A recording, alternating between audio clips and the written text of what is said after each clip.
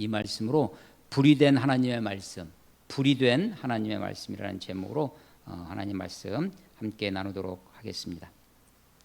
예, 우리가 믿는 하나님은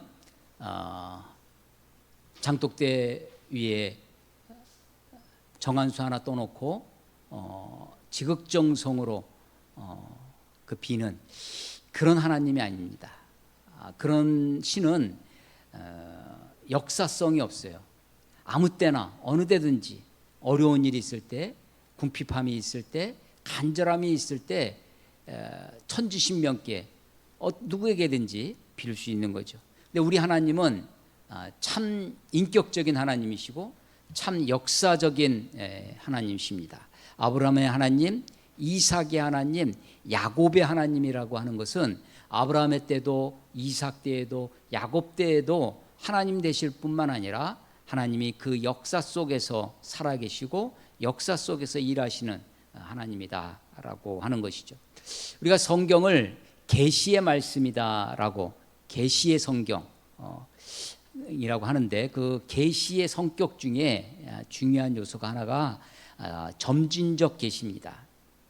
하나님이 우리들에게 계시 열어서 10개짜입니다. 열어서 보여주시는, 하나님이 보여주시는데 어느 시대에 어느 누구에게라도 아무리 훌륭하고 아무리 똑똑하고 아무리 그런 사람이 있다 할지라도 그 사람에게 모든 것을 통째로 완전하게 완벽하게 보여주신 것이 아니라 점진적으로 포커스가 모여져서 예수 그리스도께로 나아가는 그 점진적 계시의 성격 중에 하나님이 역사를 통해서 그래서 이것이 허공 중에 있는 어떤 공허한 진공 중에 우리에게 주시는 것이 아니라 역사적인 사건을 통해서 그 가운데 말씀하신다라고 하는 것입니다.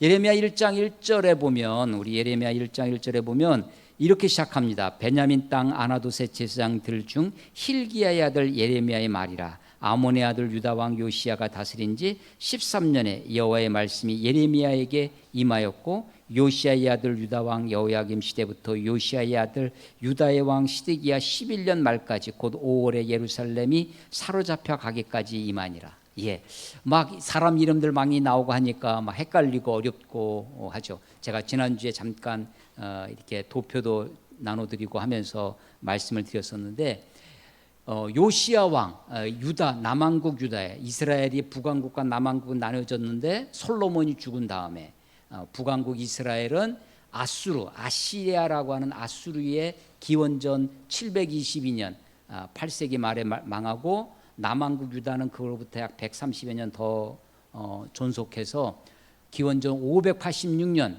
바벨로니아, 성경의 바벨론에 의해서, 느부갓네살 왕에 의해서 멸망하게 됩니다.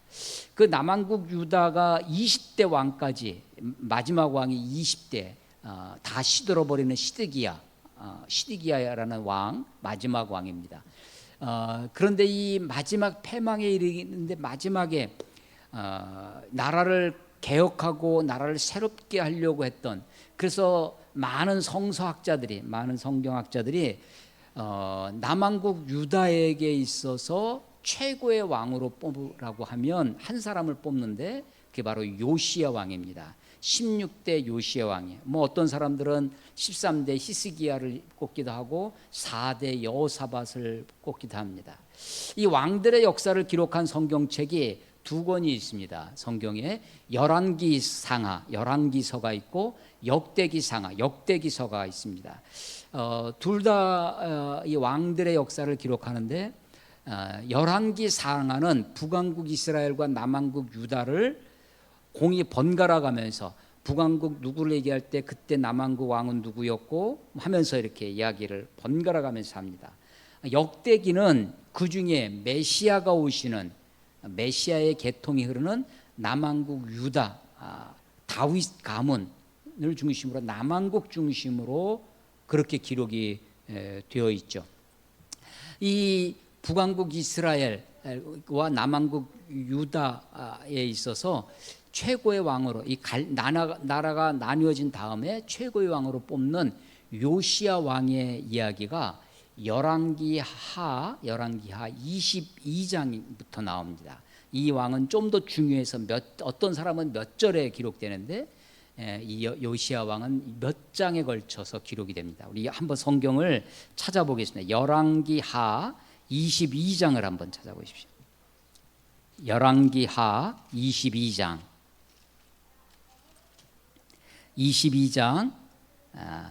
1절에 보면 요시야가 왕이에요. 요시야 왕, 16대 요시야 왕, 개혁군주.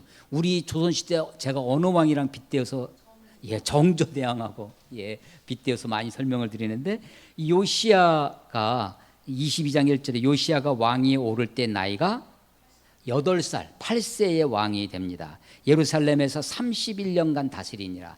그러니까 8살의 왕이 돼서 31년을 다스렸으니까 39세에 비교적 짧은 생애를 마치고, 그렇게 정말 아깝게 이 왕이 좀 더 살아서 나라를 다스렸다면, 정조는 25살의 왕이 됩니다. 그리고 25년간 통치를 해서 1776년에 왕이 돼서 1800년에 죽습니다. 25년 통치를 합니다. 정조는 그가 11살 때, 우리가 잘 알고 있는 그 자기 아버지 사도세자가 두지에서 죽는 거를 11살 때 목격하는 거예요. 자기 할아버지 영조한테 그렇게 간절히 살려달라고 하는데도 불구하고 두지에서 8일간 두지에 갇혀서 사도세자가 죽게 되죠. 굶주련 이런 아마 장마철이었습니다. 비가 오는 그 속에 창경궁 그 뜰에서 두지에 갇혀서 그만 죽습니다.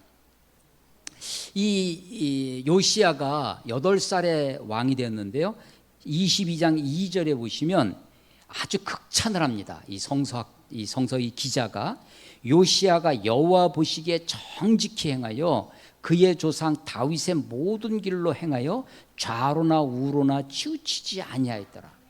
좌로나 우로나 치우치지 아니고 다윗의 길로, 이스라엘 마태복음 1장 1절에 아브라함과 다윗의 자손 예수 그리스도의 세계라.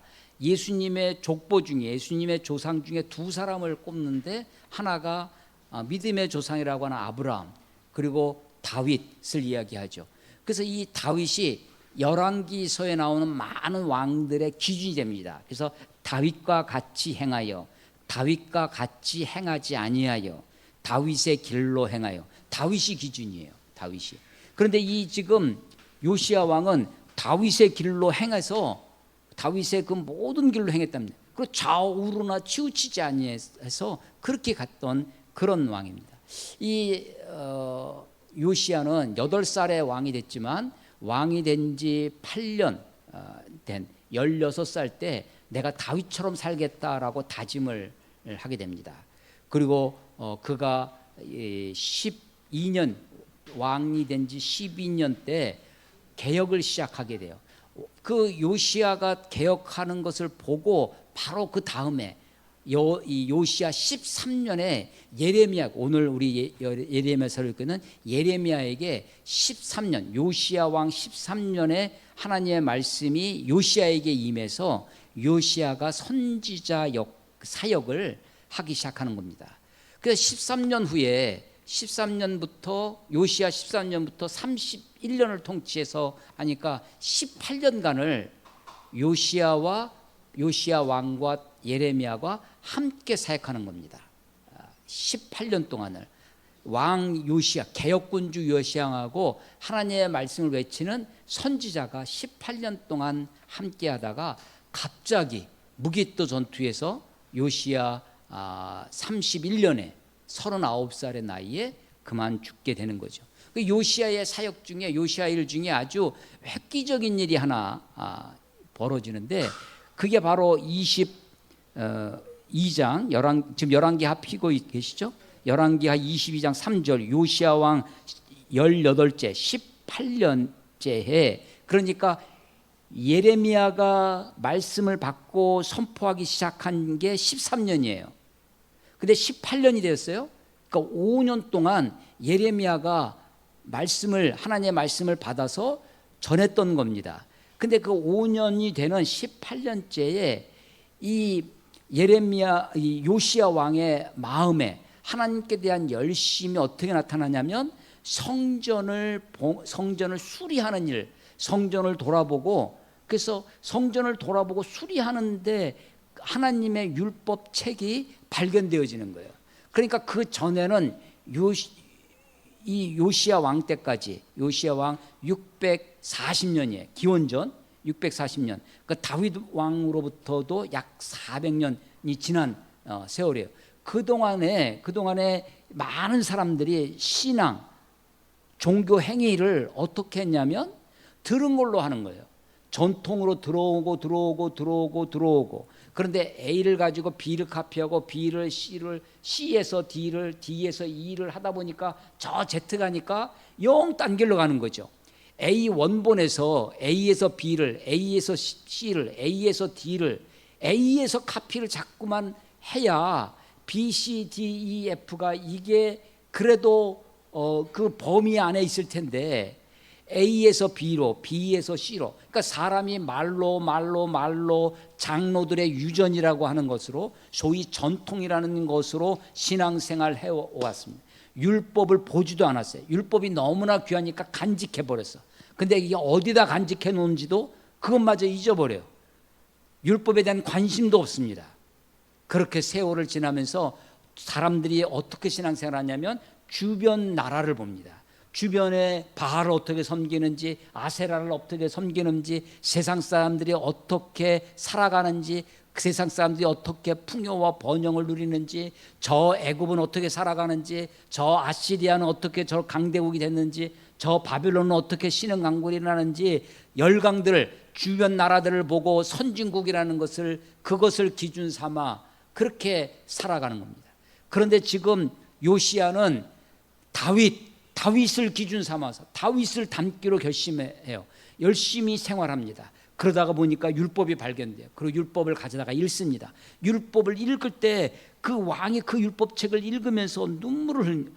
옷을 찢어요. 11절 22장 11절 왕이 율법책의 말을 듣자 곧 그의 옷을 찢으니라. 왜 옷을 찢겠어요? 갑갑해서? 더워서? 아니 사실은 마음을 찢고 싶은 거예요. 그냥 마음을 찢을 수가 없으니까 내가 마음을 찢는다라고 하는 그런 표현으로 옷을 찢고 있는 거죠.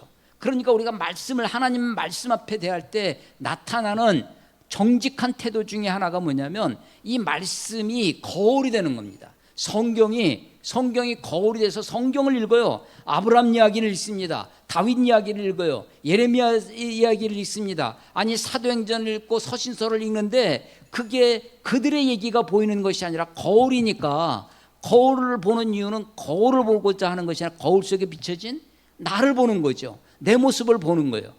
그런데 세상은 사실은 사람은 자기 눈으로 자기를 볼 수 있는 사람이 아무도 없습니다. 다 거울을 통해서 보는 거예요. 거울이 아니고서는, 그래서 내가 어떤 좋은 거울을, 세상에 왜곡된 거울이 있습니다. 얼마 전에도 어느 건물에 갔는데 엘리베이터의 안에 거울인 줄 알았습니다. 근데 좀 이상해요. 보니까 스테인레스였어요. 그러니까 사람들이 왜곡돼서 날씬해 보이는 거죠. 내가 날씬해 보이는 거예요. 근데 사실은 그게 참 모습이 아니죠. 우리 세상이라고 하는 거울은 특히 이 자본의 물질과 경쟁에 이 첨예한 시대에 왜곡된 그런 세계관이 있습니다. 거짓과 탐욕으로 일그러진 세계에 있어요. 우리들에게 거울이 있습니다. 어려서 태어나요. 내가 만나는 부모, 나를 돌봐주는 양육자가 내 거울이에요. 중요한 타인입니다. 나 말고는 다 타인이죠. 그렇지만 우리들의 인생의 생애에 아주 중요한 타인들이 있어요. 부모가 나에게 어떤 거울이 되어주느냐, 친구들이 나에게 어떤 거울이 되어주느냐. 그래서 이 인격이 나에게 거울이 되고, 그래서 역사책에 무슨 감이라고 감자를 쓰는 이유가, 그 감자가 거울 감자죠. 역사를 통해서 거울을 보는 거 아니요.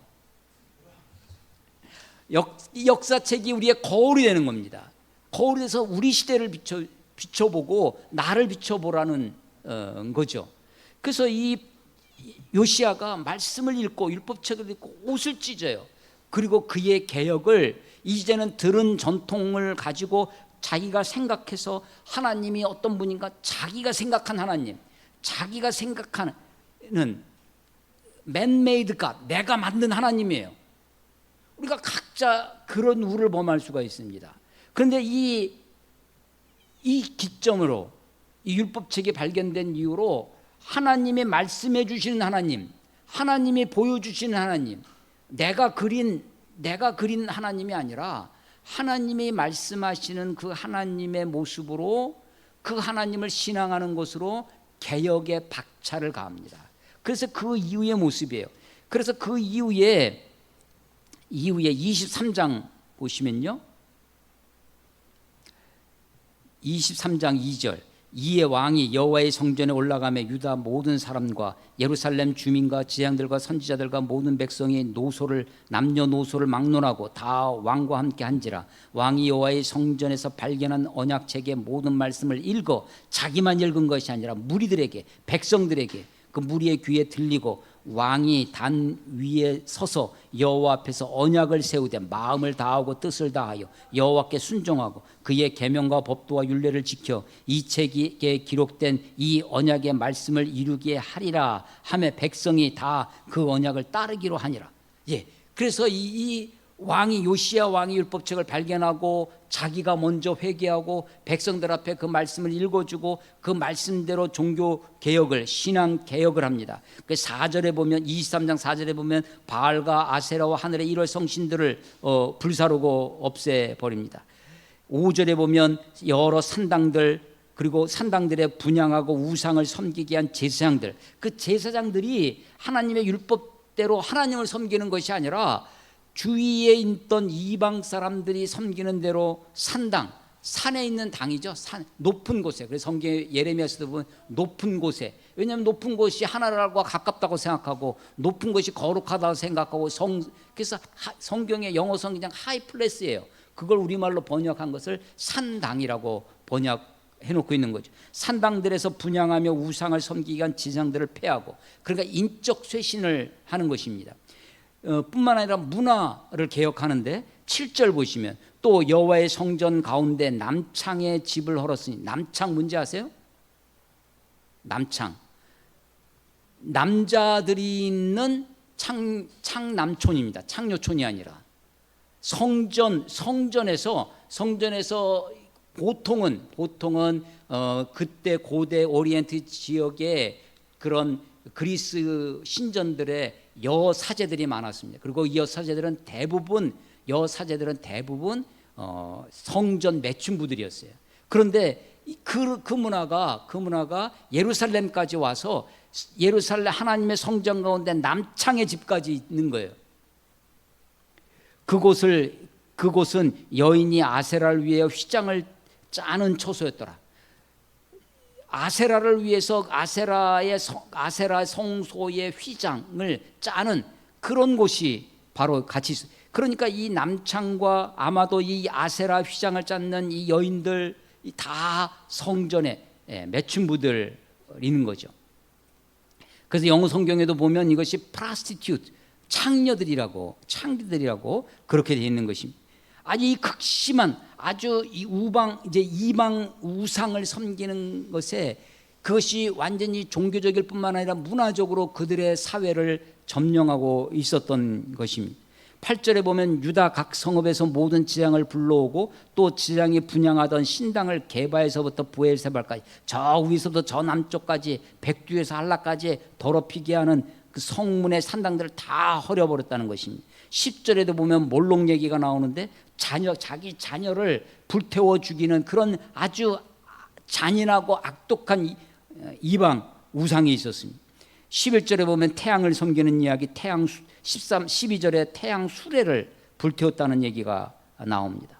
온갖 이야기들. 15절에 보면 또한 이스라엘에게 범죄하게 한 느밧의 아들 여로보암이 베델에 세운 제단과 산당을 왕이 헐고, 이 여로보암은 남왕국과 북왕국이 분열될 때 솔로몬 사후에 북왕국의 초대왕이 여로보암입니다. 북쪽의 10지파를 다스리게 됐어요. 남왕국 유다는 베냐민 지파와 유다 지파 2개입니다. 2개만 남은 거예요. 다윗의 가문이 2지파만 남고 오히려 북쪽에 많았어요. 이 여로보암 왕이 걱정이 되는 거예요. 이스라엘 사람들이 자기 백성들이 해마다 유월절 때 초막절 때 다 예루살렘에 가서 제사 드리러 가면 옛날 향수가 생각이 나서 우리가 그래도 통일을 해야지. 우리가 예루살렘에 가야지. 남한국 유다가 이 유다 지파에 이게 하나님의 전통이 흐르는 것인데 하면서 옛 생각으로 돌아갈까 봐 돌아갈 필요가 없다. 너희들 예루살렘에 갈 필요가 없다. 하나님 우리가 하나님 어디에나 계시지 않는 거냐? 여기가 하나님이 있다 하고 단과 베델이라고 하는 저 북쪽의 단, 남쪽의 밑에 베델, 단과 비돌의 그 베델에 금송아지를 만듭니다. 금송아지를 2개 만들어 놓고 이게 하나님이다. 이게 여호와다. 모양은 뭐예요? 금송아지입니다. 이름은 여호와예요. 여호와라고 하는 거예요. 여호와라고 하는데 여호와를 왜 금송아지를 만들었겠어요? 애굽에 피난 갔다가 애굽의 여로보암이 솔로몬 왕의 폭정에 피해서 애굽에 망명 갔다가 솔로몬이 죽으니까 돌아와서 반역을 한 거예요. 그러니까 애굽에 가서 멤피스라고 하는 그 소를 섬기는 그 우상, 이 풍요와 번영, 우리가 농경 사회에서 우리가 살려면 이 소의 신, 마치 아론이 금송아지를 만들듯이 이 여로보암이 금송아지를 만들었어요. 이름은 뭐예요? 여호와. 실제는 금송아지, 우상덩어리입니다. 하나님의 이름을 자기의 정치적 목적 때문에, 자기 이데올로기 때문에 그 하나님의 이름을 사칭하는 거예요. 도용하는 거죠. 하나님을 이용하고 있는 것이 이 금송아지 사건이고 이 여로보암입니다. 이것이 북왕국에 한 번도 단절된 적이 없어요. 그래서 북왕국은요 19대 왕까지 내려오는데 여러 번 7번의 반역이 일어납니다. 반역이 일어나서 왕 죽이고 자기가 왕이 돼요. 남왕국은 20대 왕이 지나갑니다. 20대 왕까지 이제 반역이 몇 번 있었어요. 남왕국도 그 왕을 죽입니다. 왕을 죽여도 자기가 왕이 되지 않아요. 저런 왕은 죽어야 되겠다. 저런 왕은 없어져야 되겠다. 왕을 죽이고 자기가 왕 되지 않고 다윗의 혈통 중에서 왕을 세웁니다. 그래서 남왕국은 다윗의 혈통이 유지가 돼요. 다윗의 가문들이. 근데 북왕국은 그렇지 않게 되죠. 그래서 이 남왕국과 북왕국이 분열됐다가 북왕국은 아수르에 멸망을 해요. 남왕국 유다가 명맥을 유지해 오다가 요시야 왕 때 종교 개혁을 하는 거예요. 근데 종교 개혁을 할 때 이 남왕국의 예루살렘 유다만 개혁을 하는 것이 아니라 북쪽도 하나님의 언약의 땅이라고 생각했던 북쪽에 여로보암에 의해서 베델과 단에 있었던 금송아지, 이 여로보암의 죄, 여로보암이 만들어 놓은 우상의 그 흔적들을 없애는 거죠.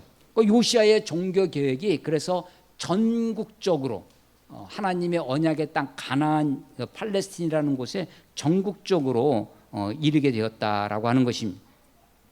그러던 그가 애굽이 아수르를 유브라데강 아수르로 공격하러 가는 것을 가로막아서 마치 임진왜란 때 도요토미 히데요시가 내건 기치가 뭐였냐면 정명가도죠. 명나라를 정복하러 갈 테니까 길을 비켜다오 하는 것처럼 내가 저 북쪽에 있는 아수르를 치러 갈 테니까 하면서 올라오는 거예요.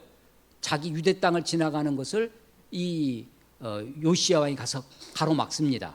그래서 무기토에서 전투를 하다가 애굽 왕 바로 느고에 의해서 39살 통치 31년 만에 죽게 되는 거죠.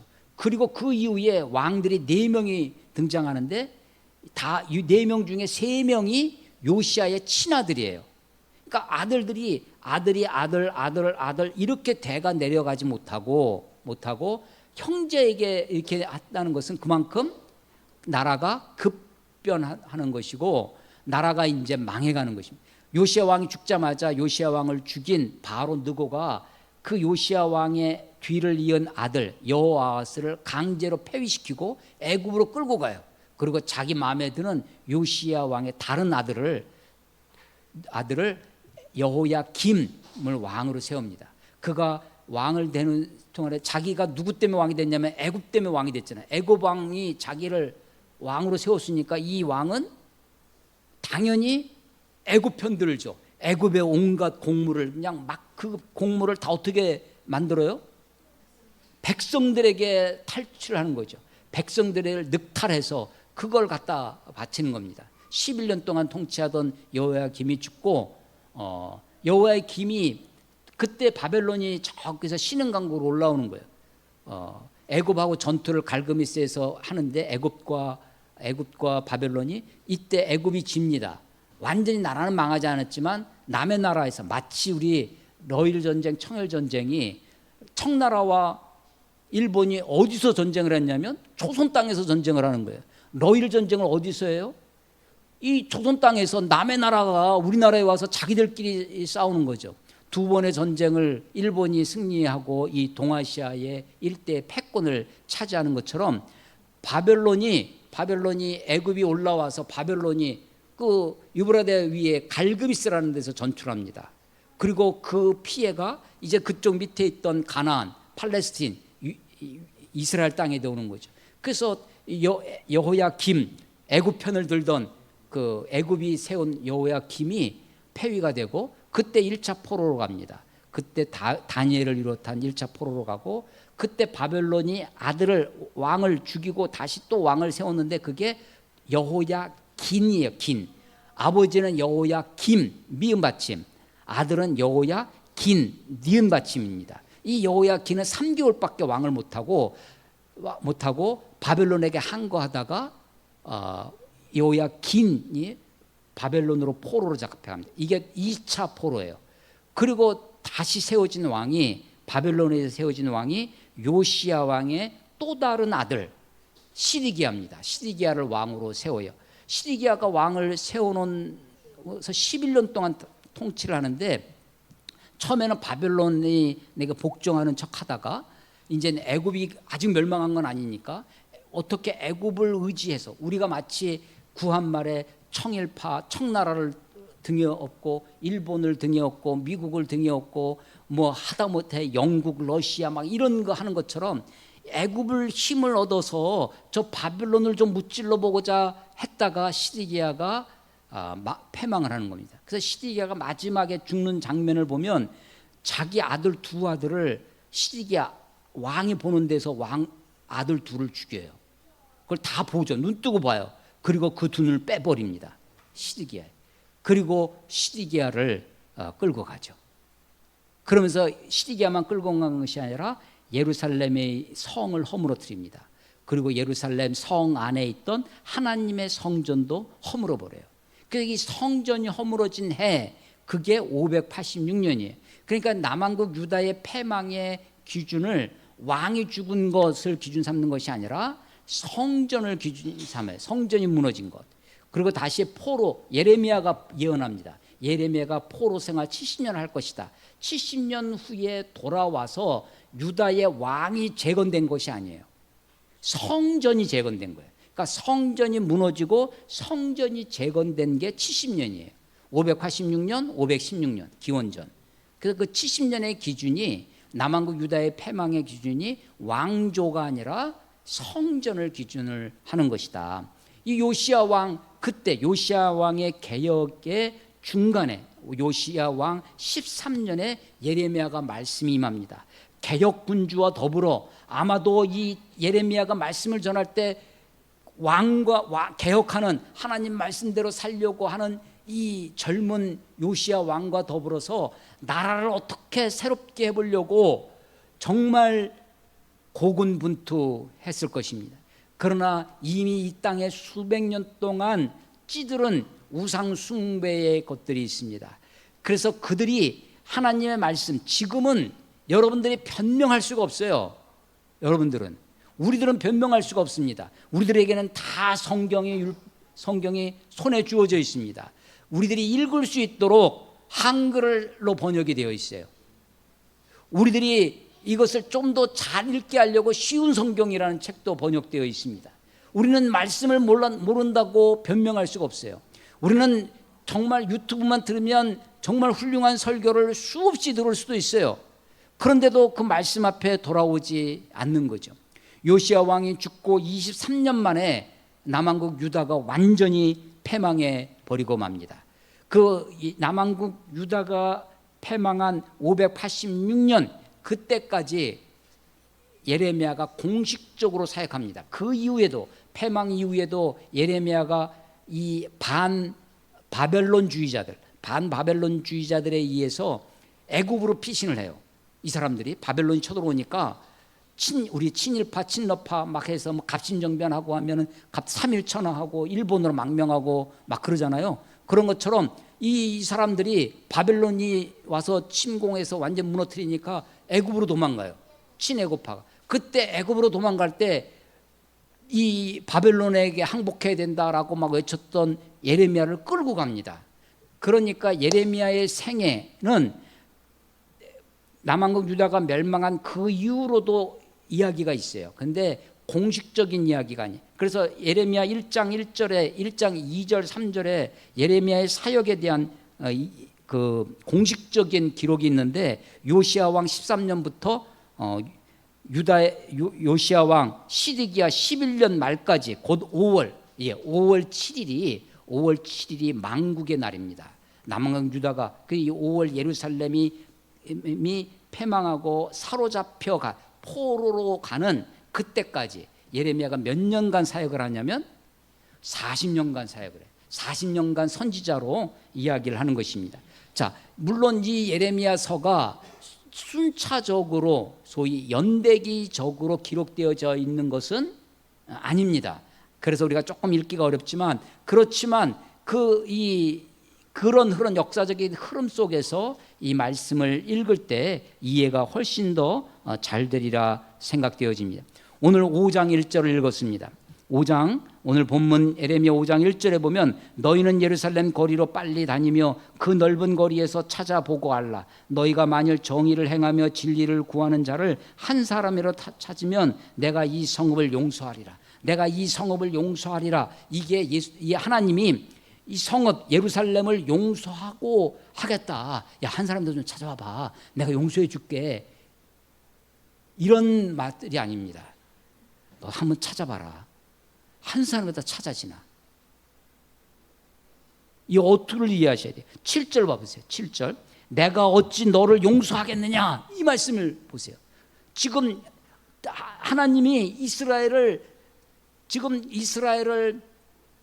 하나님이 용서치 아니하고 심판하실 수 없는 하나님의 심판의 당위성, 심판할 수밖에 도저히 용서할 수 없는 하나님의 공의, 하나님의 정의의 그 마음을 이야기하는 것입니다. 9절에도 여호와의 말씀이니라. 내가 어찌 이 일들에 대하여 벌하지 아니하며 내 마음이 이런 나라에 보복하지 않겠느냐라는 거예요.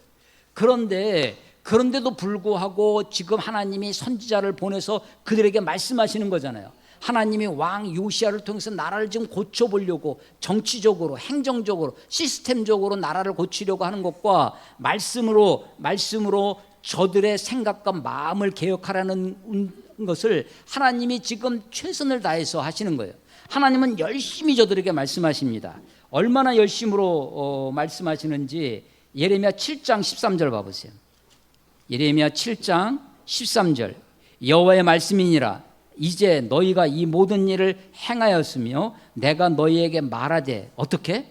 새벽부터 부지런히 말하여도 어떻게 했다고요? 듣지 아니했습니다. 하나님은 새벽부터 부지런히 말씀하세요. 아니, 역사를 통해서 다윗 이후로, 아니 아브라함 이후로 수많은 선지자들을 보내고 수많은 하나님의 사람들을 보내서 저들에게 말씀하시는 하나님이에요. 근데 저들이 듣지 않습니다. 예레미야 7장 25절 봐보세요.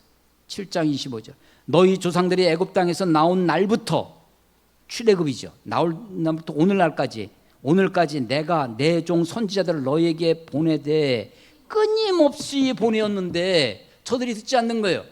하나님이 지금 내가 어찌 너희를 용서하겠느냐, 내가 이런 나라를 포복하지 않겠느냐, 이게 나라냐 하는 거죠.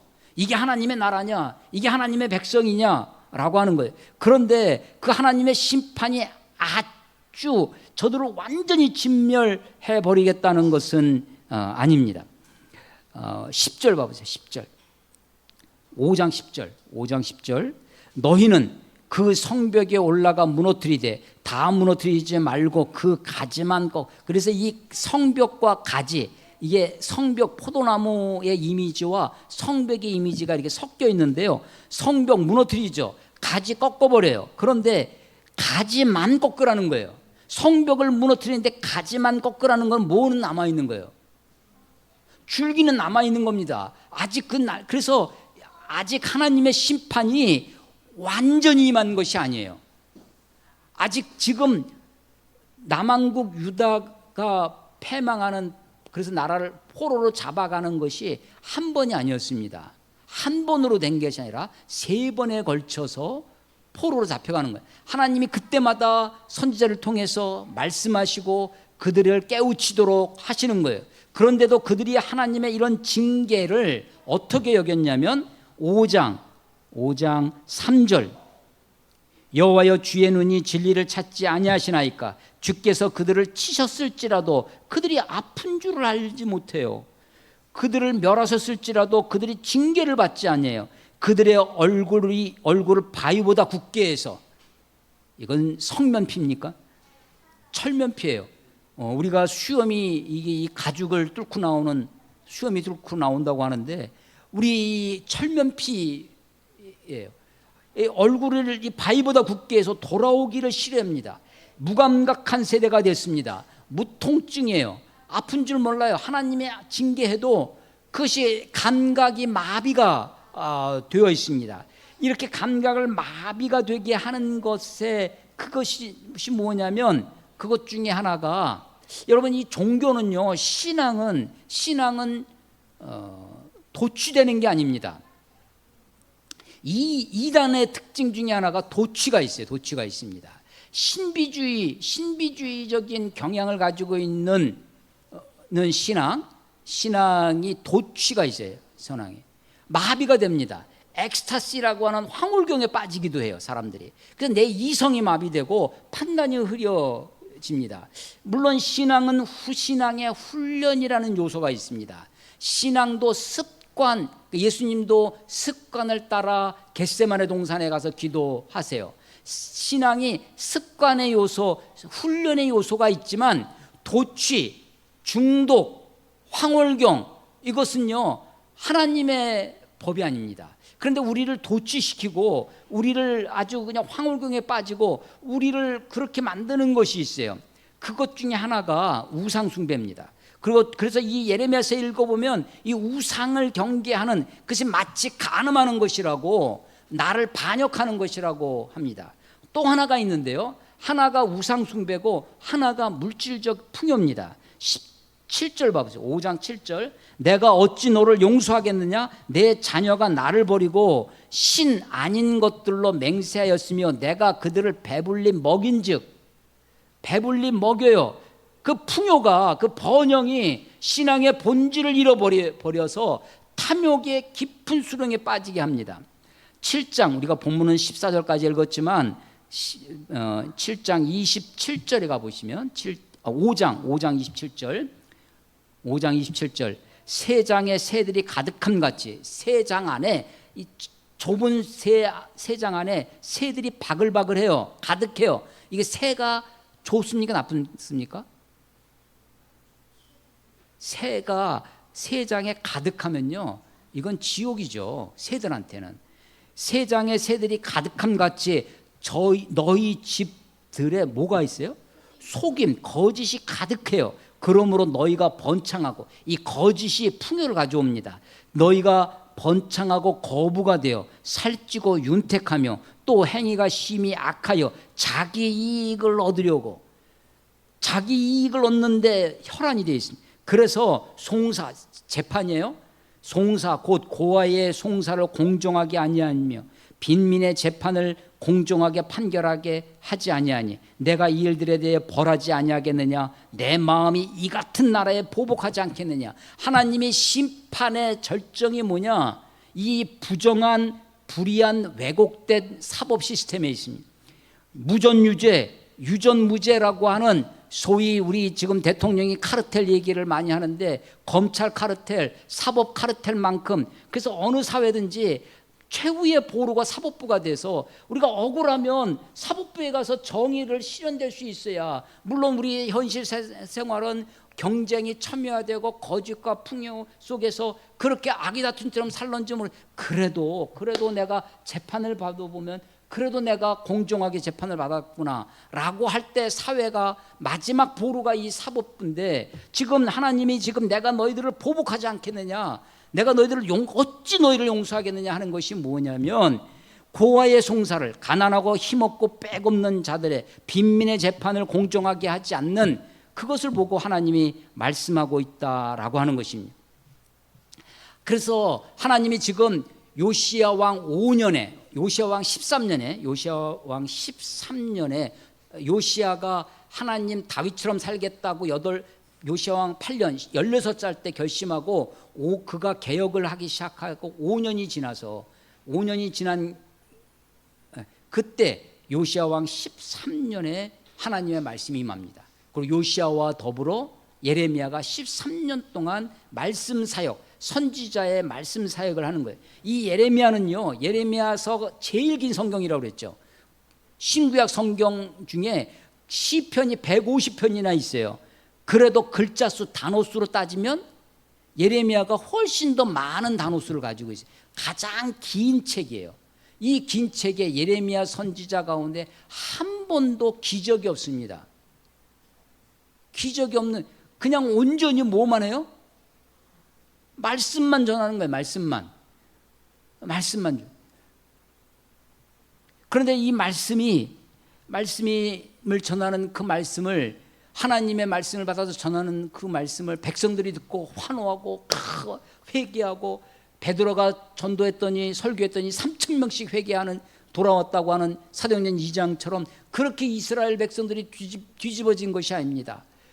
예레미야를 조롱합니다. 예레미야를 향해서, 예레미야를 심지어는 아나도 사람들, 예레미야의 고향이죠. 고향 사람들은 우리 고향의 명예를 떠치는 거라고, 우리나라의 국권을 떨어뜨린다고 하면서 국익을 위해서 입을 다물고 있으라고 하는 것처럼, 그렇게 지금 예레미야를 조롱하고 비난하고 예레미야를 죽이려고 달려들고 예레미야를 투옥시키고 하는 거예요. 그래서 예레미야가 더 이상 내가 이 하나님의 말씀을 전하지 않겠습니다라고 결심을 해요.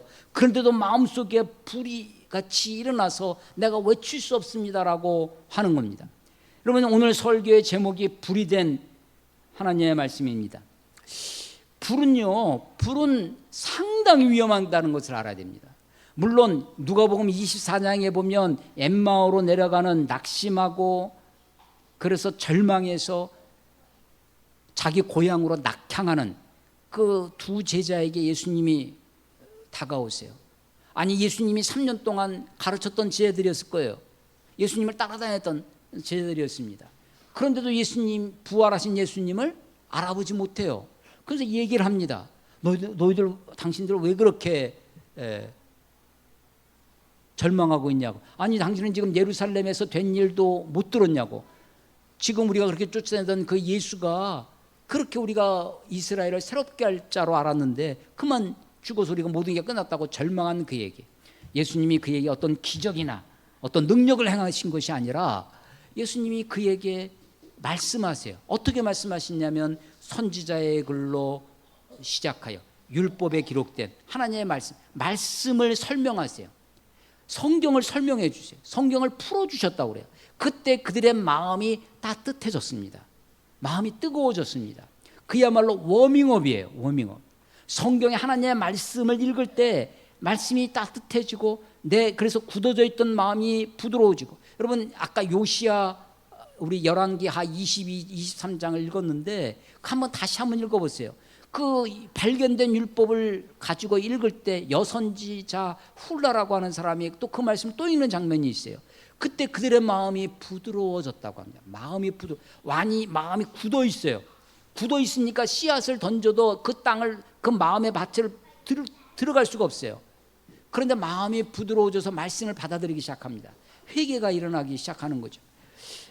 하나님 말씀 앞에 말씀이 우리를 따뜻하게 워밍업 시켜주고 말씀을 뜨겁게 해서 이게 막 온도가 올라가면 물질도 분자 활동이 늘어나죠. 운동이 생겨요. 그래서 내 마음이 굳어진 마음이 따뜻해서 감동됩니다. 감동. 근데 우리는 어디에 감동되냐면 재미있는 간증에 감동됩니다.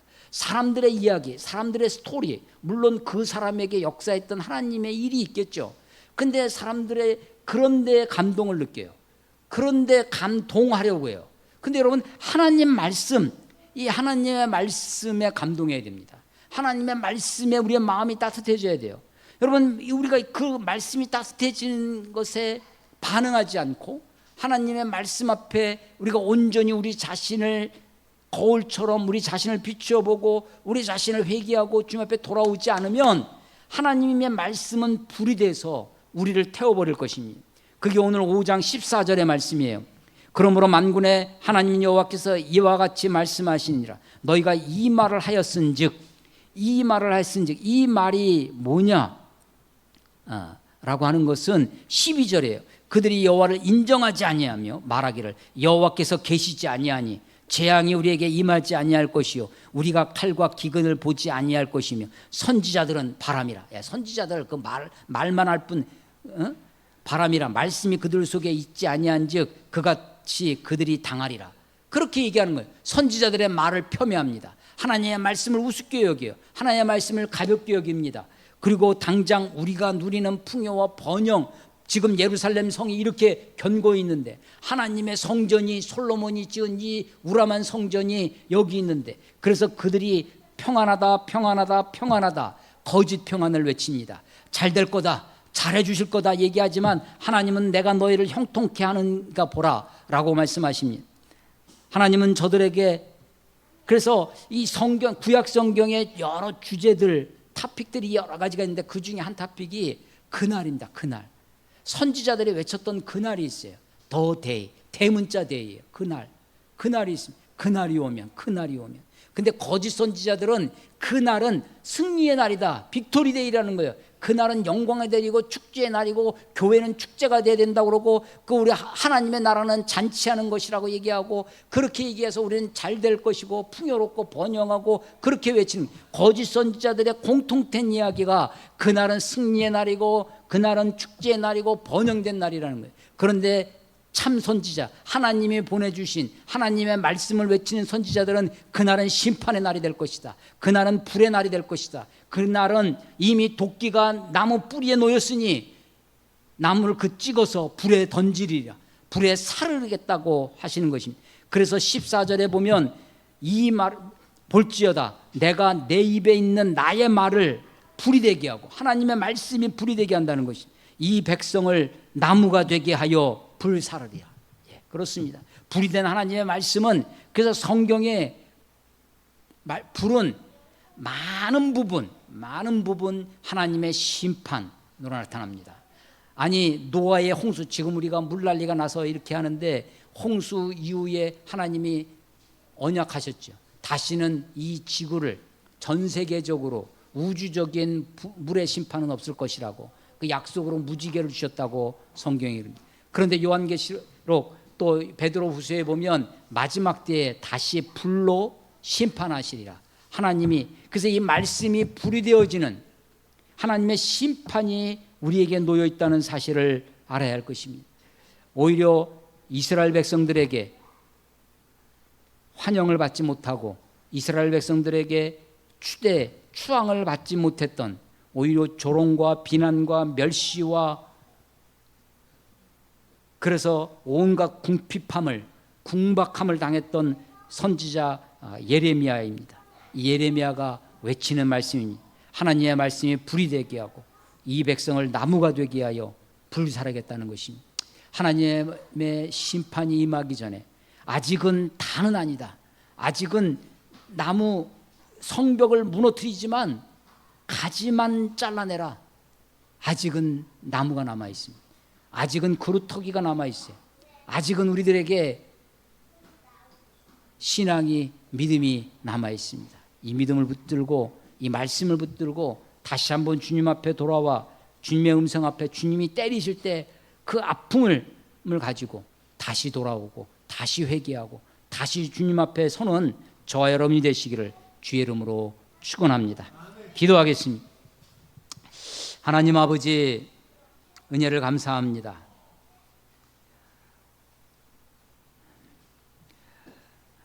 단군 이래로 최고의 번영을 누리고 있다고 하는 세계의 10위권 안에 경제 대국이 되었다고 그렇게 이야기하지만 여전히 우리는 서로를 헐뜯고 비방하며 온갖 하나님 아닌 것을 하나님인 것처럼 나로 하여금 참된 기쁨과 생명을 누리지 못하는 것들을 붙들고 살아가는 악하고 부정하고 연약한 자들인 것을 고백합니다. 하나님, 이 나라와 이 민족을, 특별히 한국교회를 불쌍히 여기시고 다시 한번 말씀 앞에 돌아오며 말씀을 붙들고 살아가는, 말씀 앞에 참된 개혁이, 참된 돌아옴이 있게 하여 주시옵소서. 하나님, 예레미야가 수없이 슬프도소이다 슬프도소이다라고 탄식하며 주님 앞에 부르짖었던 것처럼 하나님, 이 땅 앞에 다시 한번 주의 말씀이 온전히 선포되게 도우시고 말씀 앞에 옷을 찢고 가슴을 찢고 마음을 찢는 일들이 있게 하여 주시옵소서. 우리를 불쌍히 여겨 주시옵소서. 예루살렘 거리를 다니며 사람을 찾아보고 알으라고, 정의를 행하며 진리를 구하는 사람을 한 사람이라도 찾으면 내가 이 성을 용서하겠다고 하시는 그 하나님의 마음을 우리가 다시 한번 새길 수 있도록 아버지여 인도해 주시옵소서. 하나님, 내가 그 한 사람이 되게 해 주시옵소서. 우리가 그 한 사람이 되게 해 주시옵소서. 우리 가운데 생명의 역사가, 말씀의 역사가 일어나도록 아버지여 축복해 주시옵소서. 주님을 의지합니다. 예수님의 이름으로 감사하며 기도드렸사옵나이다. 아멘.